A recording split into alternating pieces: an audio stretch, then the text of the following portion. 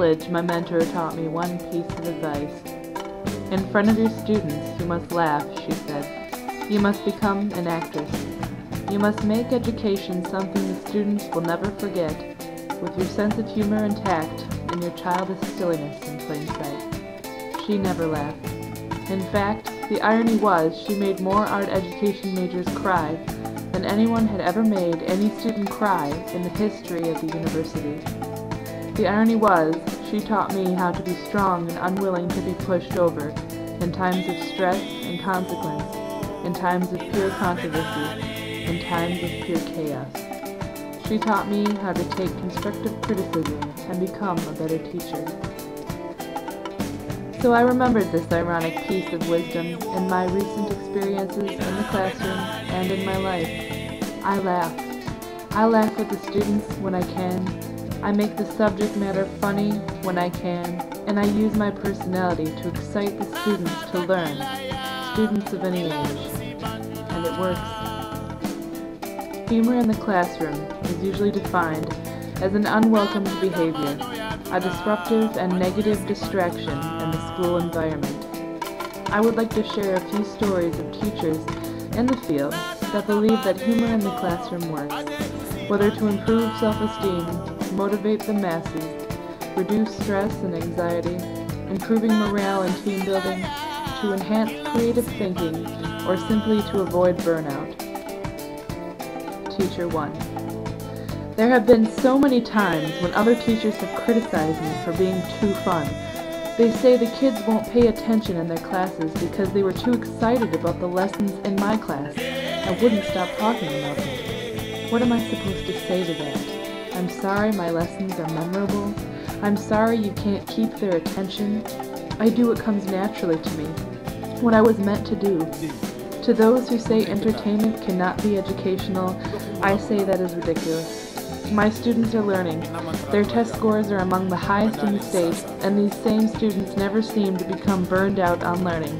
Well, in my class anyway. What is my classroom motto? Bring your pencils and papers to my class, but above all, bring yourself. And don't you dare forget your brain. Teacher 2. I started out serious. Ben Stein serious. But after a year of losing my voice because I had to yell to get the class's attention so much, I started to think, why isn't this working for me? I was a good teacher. My lessons were organized. Everything was thought of. Every T was crossed and every I dotted. I received a 4.0 in undergrad and grad school and had nothing but positive feedback from all my supervisors and mentors. What was I doing wrong? So I decided to implement a student survey. I was teaching high school students at that time, so all of the students were very open about their opinions. I will share a few responses with you. One student said, "My class was so boring they had to take drugs just to be able to come to school and focus." Another student said they enjoyed the subject that was being taught, but couldn't make it through a lecture without wondering if I had a social life. He just couldn't imagine that anyone would find me interesting. Ouch. These were by far the harshest of all statements, but really resonated with me as I began to change the ways in which I saw myself and how I taught.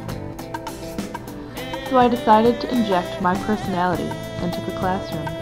I stopped seeing my classroom as a government institution like my pet professors and people before me had described it, and started seeing it as an opportunity for change and the beginning of success for many students. How did it work out?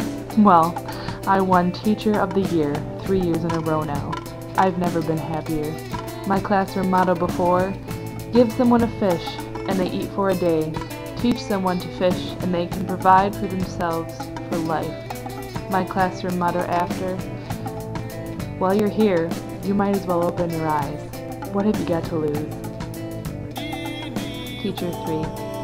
Yes, having a sense of humor can get you into trouble, especially if you don't have a solid foundation for classroom management in place.